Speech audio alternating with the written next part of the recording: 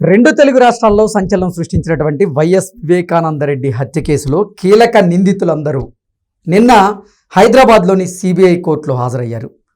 ఆ సందర్భంగా న్యాయమూర్తి కొన్ని కీలకమైనటువంటి వ్యాఖ్యలు చేశారని, సునీత గారి భద్రత మీద ఆయన ఆరా తీసినట్లుగా కొన్ని వార్తలు వస్తున్న నేపథ్యంలో న్యాయమూర్తి గారు ప్రత్యేకించి సునీత గారి భద్రత మీద ఎందుకు ఆరా తీశారు, అసలు ఆ కేసులో ఏం జరుగుతుంది అనేది మనం పూర్తి స్థాయిలో విశ్లేషణ చేసుకునేటువంటి ప్రయత్నం చేద్దాం. ప్రస్తుతం మనతో పాటున్నారు ప్రముఖ రాజకీయ విశ్లేషకులు, ప్రముఖ సీనియర్ జర్నలిస్ట్ డివిఎస్ గారు. సార్తో మాట్లాడదాం. సార్ నమస్తే. సార్ నమస్తే అండి. వైఎస్ వివేకానందరెడ్డి హత్య కేసులో కీలక నిందితులందరూ కూడా నిన్న హైదరాబాద్లో ఉన్నటువంటి సిబిఐ కోర్టులో హాజరయ్యారు. ఆ నేపథ్యంలో న్యాయమూర్తి కొన్ని కీలకమైనటువంటి వ్యాఖ్యలు చేశారని, అందులో భాగంగానే న్యాయమూర్తి సునీత గారి భద్రత మీద ఆయన ఆరా తీసినట్లుగా కొన్ని వార్తలు వస్తూ ఉన్నాయి. ఏంటి సార్ అసలు న్యాయమూర్తి సునీత గారి భద్రత గురించి ఆరా తీయడానికి గల కారణం ఏంటి, అసలు ఈ కేసులో ఏం జరుగుతుంది? సునీత ప్రాణాలకి ముప్పు ఉంది. ఇది గతం నుంచి జరుగుతున్న అంశమే. మరి మీడియా కథనాలు కూడా మనం చూసాం. ఎందుకంటే ఆ కేసులో నిందితులు సాక్షులు, ఇప్పుడు ఆ సాక్షులు ఏంటి, వరుసపెట్టి గొలుసు కట్టు మరణాలు జరిగాయి. ఒక 4-5 చనిపోయారు అనుమానాస్పద పరిస్థితుల్లో. అసలు సునీత భద్రత ప్రశ్నార్థకంగా గత కొన్నేళ్లుగా ఆమె తండ్రి హత్య జరిగి ఇవాళ వివేకానంద రెడ్డి చంపేసి నీకు దగ్గర మరి 6 ఏళ్ళు దాటిపోయింది. ఇప్పుడు ఇది 7వ సంవత్సరం. సార్ మొన్న మార్చి 14కి 6 ఏళ్ళు నిండాయి. ఇప్పటికీ ఆ కేసు ఒక కొలిక్కి తీసుకురాలి. ఇప్పటికీ సాక్షులు బయట స్వేచ్ఛగా తిరుగుతున్నారు. సాక్షులు కాదు, నిందితులు. మొన్న వర్ధంతికి మరి సునీత అక్కడికి వెళ్ళింది. వాళ్ళ నాన్న సమాధికి నివాళులు అర్పిస్తూ ఒకటే మాట అంది, ఇవాళ శిక్ష మా అమ్మకి నాకు పడినట్లుగా ఉంది. ఒక్కడు తప్ప నిందితులంతా స్వేచ్ఛగా బయట తిరుగుతున్నారు. ఇది ఇవాళ చాలా సంచలన అంశం. ఈ హత్య కేసు కిరాతక హత్య, దీనిలో నిందితుల్ని జైళ్ళకు పంపకపోగా ఇవాళ ఆ బాధితులు ఏమంటున్నారు, ఆ తల్లి కూతురు శిక్ష మాకు పడినట్టుగా ఉంది, చంపిన వాళ్ళకు పడినట్టుగా లేదంటే అది ఎంత చెంపపెట్టు. మా నాన్నగారి చనిపోయి ఆ శిక్షణ మేము అనుభవిస్తున్నాం కానీ చంపిన వాళ్ళు దర్జాగా బయట తిరుగుతున్నారు అంటూ ఆవిడ గతంలో కొన్ని వ్యాఖ్యలు చేశారు. చాలా ఆవేదన. ఆమె వైద్యురాలు, ఒక డాక్టర్, ఒక తండ్రి మరణం గురించి, కిరాతక హత్య గురించి 6 ఏళ్లుగా పోరాటం చేస్తోంది.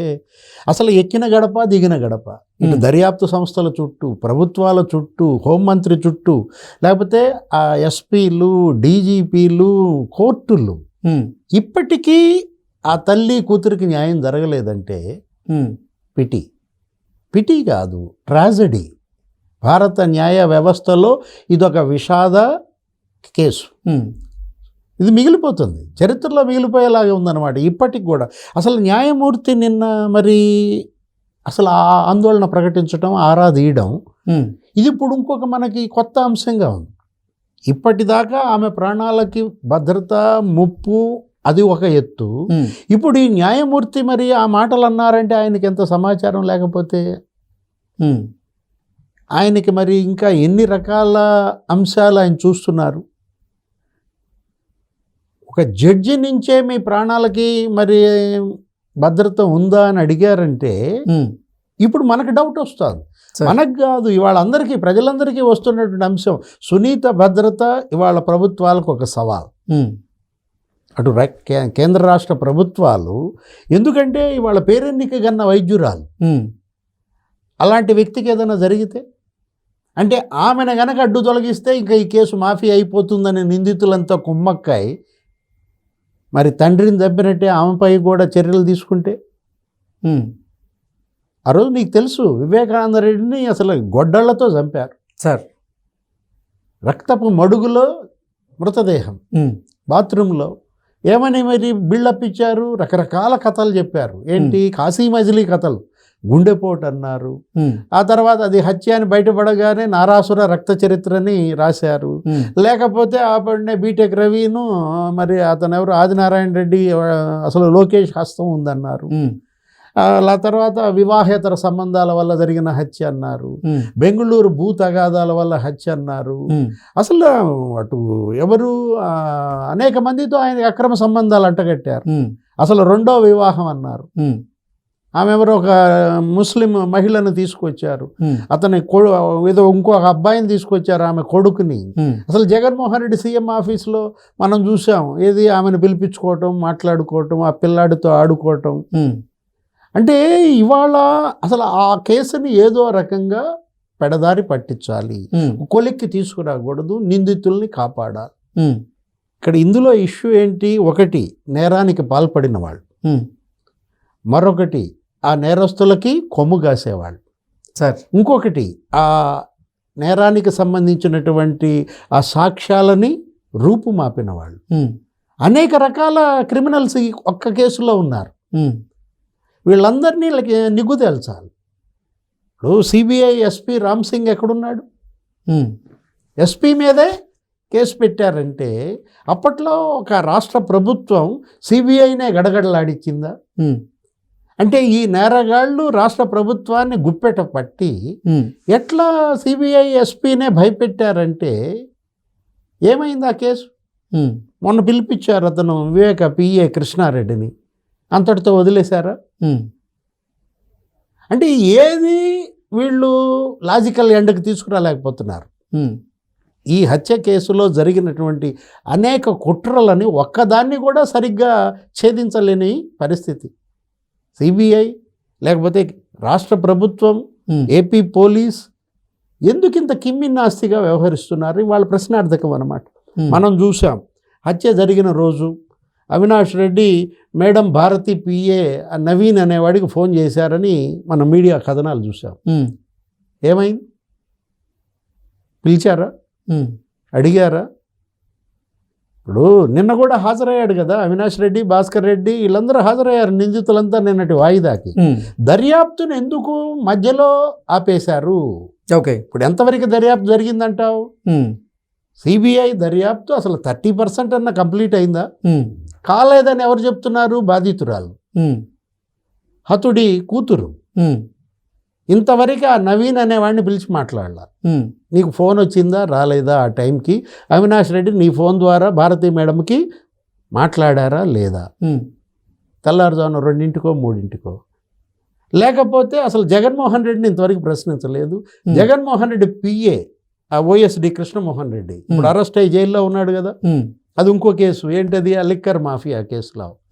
అతనికి దీనిలో ఏంటి ఇన్వాల్వ్మెంట్? కృష్ణమోహన్ రెడ్డికి వచ్చిన ఫోన్ ఏంటి? అసలు ఎంతమంది ఇప్పుడు గొలుసు కట్టు మరణాలు సాక్షులు? గంగాధర్ రెడ్డి, నారాయణ యాదవ్, డ్రైవర్ నారాయణ.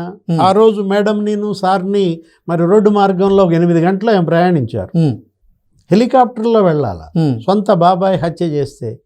ఎక్కడున్నాడా నారాయణ? ఏమైపోయాడు? ఇంతవరకు నారాయణ బంధువులను కానీ కుటుంబాన్ని కానీ మాట్లాడారా, ప్రశ్నించారా? ఆయన హత్య గురించో ఆయన అనుమానాస్పద మృతి గురించో ఏమైంది అసలు అది ఆ కేసు? ఇప్పుడు నవీన్ని పిలవలేదు, కృష్ణమోహన్ రెడ్డిని ప్రశ్నించలేదు, భారతీ మేడంని అడగలేదు, జగన్మోహన్ రెడ్డిని ప్రశ్నించలేదు. ఆ రోజు గుండెపోటు అని చెప్పి ఇచ్చినటువంటి విజయసాయి రెడ్డిని ప్రశ్నించారా? అసలు దీనిలో సుపారీ పరిస్థితి ఏంటి కృష్ణ? 40 కోట్లు సుపారీ అన్నారు సార్ ఈ హత్య కేసులో. నిగ్గు తేల్చారా? ఇప్పుడు అవినాష్ రెడ్డి ఇవ్వగలడా 40 కోట్లు? భాస్కర్ రెడ్డి ఇవ్వగలడా? అవినాష్ రెడ్డి అఫిడవిట్లో ఎంత ఉంది వాళ్ళ ఆస్తి? ఎంపీ అవినాష్ రెడ్డి అఫిడవిట్లో 18 కోట్లు ఎంతో చూపించాడు వాళ్ళ ఆస్తి. మరి 40 కోట్లు సుపారీ ఇవ్వగలిగారంటే అంత గొప్ప అదృశ్య శక్తి ఉన్నది ఈ హత్య కేసులో. కదిరి నుంచి గొడ్డలు తెచ్చారని. కదిరి నుంచి గొడ్డలు తీసుకురావటమే కాదు, నీకు గంగాధర్ రెడ్డి మీద గనక ఈ నేరం గనక వేసుకుంటే 10 కోట్లు ఇస్తామన్నాడు. ఏంటి ఆ 10 కోట్ల పరిస్థితి? గంగాధర్ రెడ్డి చచ్చిపోయాడు, అనుమానాస్పద మృతి. అతను మేజిస్ట్రేట్ ముందు వాంగ్మూలం ఇస్తానన్నాడు, మళ్ళీ అడ్డం తిరిగాడు, చచ్చిపోయాడు. చచ్చిపోయాడా చంపేశారా? అనుమానాస్పద మృతి. కూల్ డ్రింక్లో మరి విషపు గుళికలు కలుపుకుని చనిపోవాల్సిన పరిస్థితి ఎందుకు వస్తుంది? ఎర్ర గంగిరెడ్డి పరిస్థితి, కల్లూరు శ్రీనివాసరెడ్డి పరిస్థితి, రంగన్న వాచ్మన్ రంగన్న ఎలా చనిపోయాడు? అనారోగ్యం అంటారు.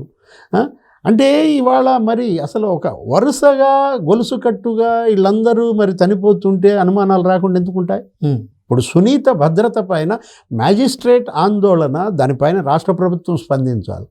ఓకే. హోంశాఖ మంత్రి అనిత, ముఖ్యమంత్రి చంద్రబాబు సీరియస్గా తీసుకోవాలి. ఓకే. ఎందుకంటే ఈ ప్రభుత్వం ఏర్పడిన వెంటనే సునీత్ వచ్చి కలిశారు, అనితను కలిశారు, మీకు తెలుసు, ఆ రోజు మనం మాట్లాడుకున్నాం. లేకపోతే ముఖ్యమంత్రి మరి వీళ్ళందరికీ వినతి పత్రాలు ఆమె అనేకం ఇచ్చింది. అలాంటి సునీత ప్రాణాలకు గనక ముప్పు వాటిల్లితే ఇది చరిత్ర క్షమించదు. ఓకే. అటు న్యాయ వ్యవస్థ క్షమించదు. దర్యాప్తు సంస్థల యొక్క నిష్క్రియ పరత్వం ఇవాళ దోషిగా ఈ కేసులో ఉంది. ఓకే. సిబిఐ కావచ్చు, సిట్లు కావచ్చు. అసలు ఒక పాలకుడు, ఒక నేరగాడు రాజ్యాధికారానికి వస్తే ఏ విధంగా కేసుల్ని తారుమారు చేయొచ్చో ఇదొక ఉదాహరణ. ఇది భవిష్యత్ నేరగాళ్ళకి ఏం సంకేతం ఇస్తున్నారు?